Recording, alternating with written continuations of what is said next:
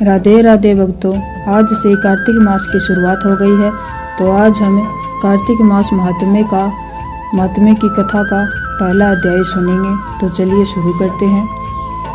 नैमिषारण्य तीर्थ में श्री सूत जी ने 88,000 सनकादि ऋषियों से कहा, अब मैं आपको कार्तिक मास की कथा विस्तार पूर्वक सुनाता हूँ, जिसका श्रवण करने से मनुष्य के सभी पाप नष्ट हो जाते हैं और अंत समय में वैकुंठ धाम की प्राप्ति होती है।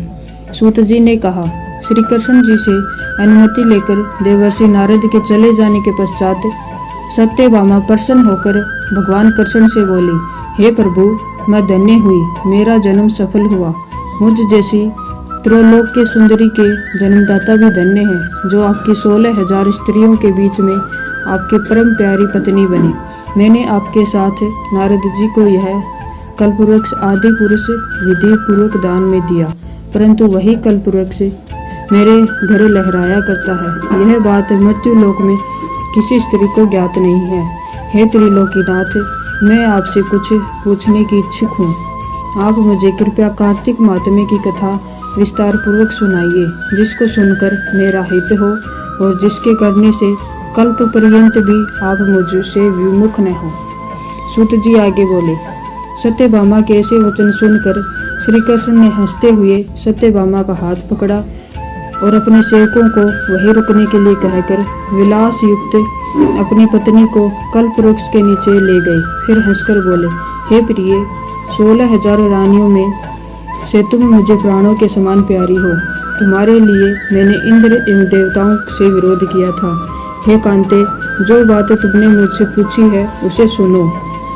एक दिन मैंने तुम्हारी इच्छा पूर्ति के लिए गरुड़ पर सवार होकर इंद्रलोक जाकर कल्पवृक्ष मांगा। इंद्र द्वारा मना किए जाने पर इंद्र व गरुड़ में घोर संग्राम हुआ और गोलोक में भी गरुड़ जी गौओं से युद्ध किया।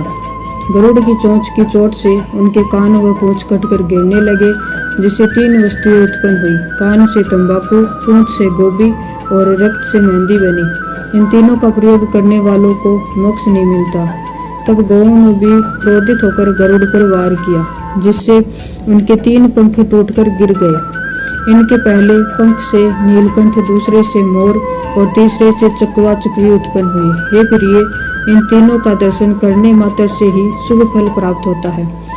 यह सुनकर सत्यभामा ने कहा, हे प्रभु, कृपया मुझे मेरे पूर्व जन्मों के विषय में बताइए कि मैंने पूर्व जन्म में कौन कौन से दान, व्रत व जप नहीं किए हैं।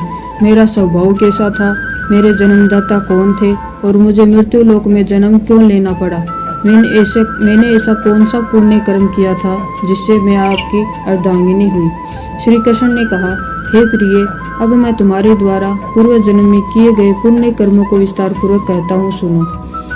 पूर्व समय में सतयुग के अंत में मायापुरी में अत्रि गोत्र में वेद वेदांत का ज्ञाता देव शर्मा नामक एक ब्राह्मण निवास करता था। वह प्रतिदिन अतिथियों की सेवा, हवन और सूर्य भगवान का पूजन किया करता था। वह सूर्य के समान तेजस्वी था। वृद्धावस्था में उसे गुणवती नामक कन्या प्राप्त हुई।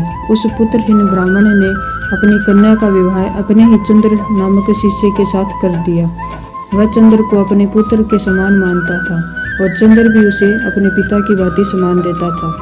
एक दिन वे दोनों कुश व समिधा लेने के लिए जंगल में गए। जब वे हिमालय की तलहटी में भ्रमण कर रहे थे, तब उन्हें एक राक्षस आता हुआ दिखाई दिया। उस राक्षस को देखकर भय के कारण उनके अंग स्थिर हो गए और वे वहां से भागने में भी असमर्थ हो गए। तब उस काल के समान राक्षस ने इन दोनों को मार डाला। चूंकि वे धर्मात्मा थे, इसलिए मेरे पार्षद उन्हें मेरे वैकुंठ धाम में मेरे पास ले आए। उन दोनों द्वारा आजीवन सूर्य भगवान की पूजा किए जाने के कारण मैं दोनों पर अति प्रसन्न हुआ। गणेश जी, शिव जी, सूर्य व देवी, इन सबकी पूजा करने वाले मनुष्य को स्वर्ग की प्राप्ति होती है।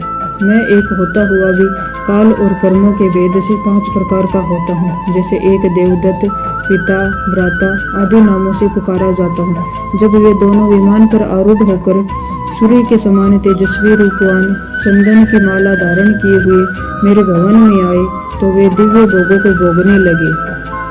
इससे आगे की कथा हम दूसरे अध्याय में सुनेंगे। तब तक के लिए राधे राधे।